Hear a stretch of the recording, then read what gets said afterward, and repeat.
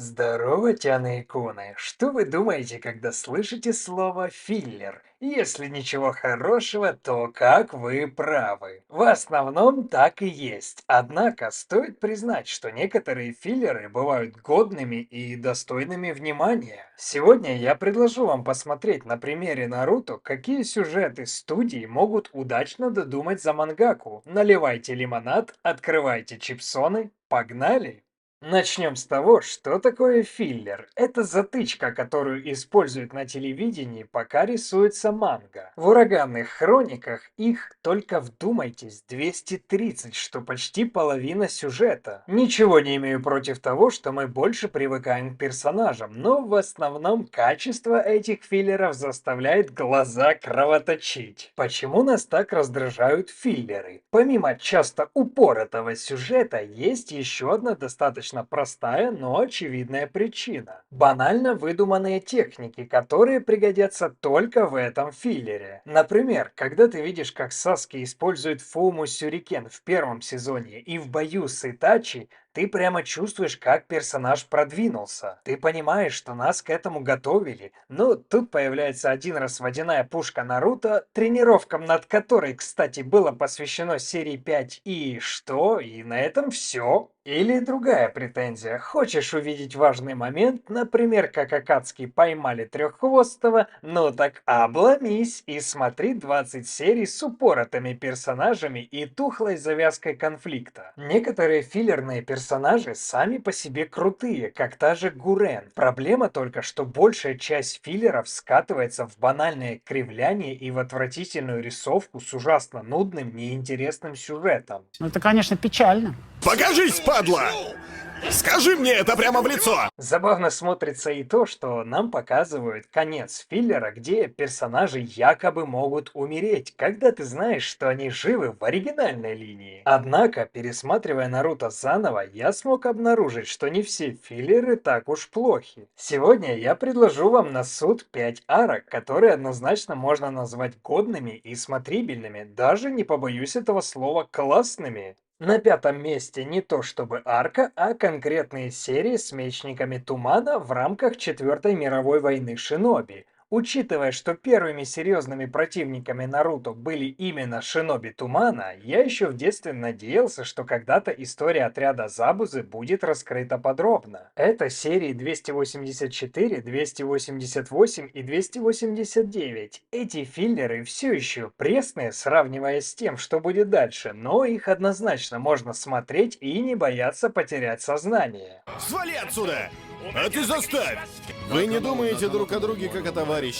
Далее уже полноценная арка о 12 ниндзях-защитниках. Ее я решил поставить чуть повыше, ибо благодаря ей смерть наставника Шикамару выглядела более весомой. Конечно, не так, как смерть Джирай, но камон, это ведь персонаж третьей роли. Сами антагонисты во главе с Казумой действительно крутые и запоминающиеся. Каждый обладает собственным характером и уникальным стилем боя. Даже выдуманные техники с оживлением мертвецов и испепелением стихии и молнии тут вписаны здорово. Мы видим, как персонажи растут над собой, как Наруто продолжает сопротивляться силе Девятихвостого. И да, экранизация отряда, пусть менее весомого, чем 7 Мечников Тумана, добавляет разнообразия и живости в историю. Это серии с 57 по 71 Шипудена. Прощай, маленькая леди. Подмена? Прощай, злобная сучка.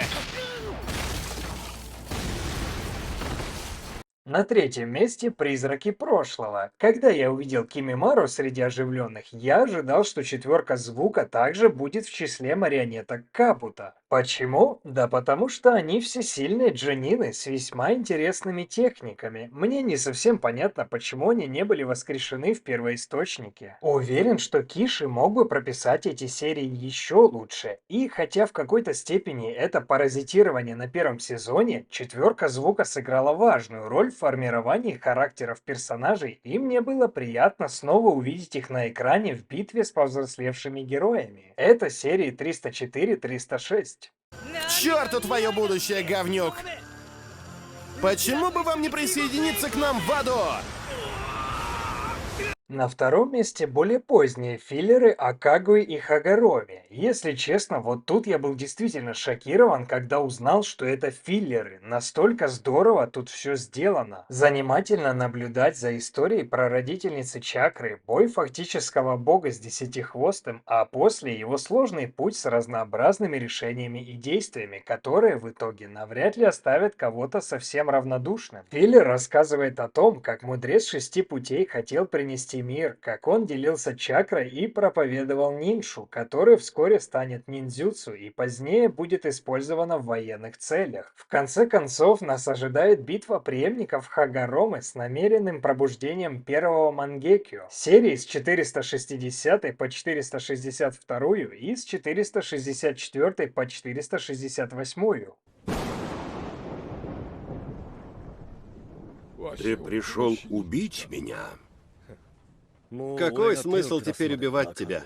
Предыдущая арка вполне могла быть и на первом месте, но будем откровенны, она больше нужна для того, чтобы подготовить зрителей к Боруто. Также хочу упомянуть еще одну арку, которая могла бы попасть в этот список в принципе. Это арка о Какаши, ниндзя, живущий во тьме. Серии 349-359. Арка рассказывает нам о периоде после Третьей мировой войны шиноби с попаданием Какаши в Анбу. Также присутствует Минато и пересекается сюжетная линия с Итачи. Филлер, в общем, тоже зачетный, тогда почему он не попадает в список? Все очень просто. Абсолютно пососные 3 серии «Отступник Орочимару» с кланом, который умеет превращаться в окислительный газ. Это можно назвать филлером внутри филлера. А на первое место я рискнул поставить арку с экзаменом на Чунина под названием «По следам друзей». Мне снова непонятно, почему у самого Киши до него не дошли руки. Арка в целом выше всяких похвал. Тут есть все, что душе угодно. Политические интриги, вопросы отношения государств, экзамен в новой местности, 2 джинчурики, приключения Саски и тренировки Наруто в межсезонье, даже Акацки. Без кривляний и неуместного юмора не обошлось, но эти серии с 394 по 413 всегда приятно пересмотреть. Я же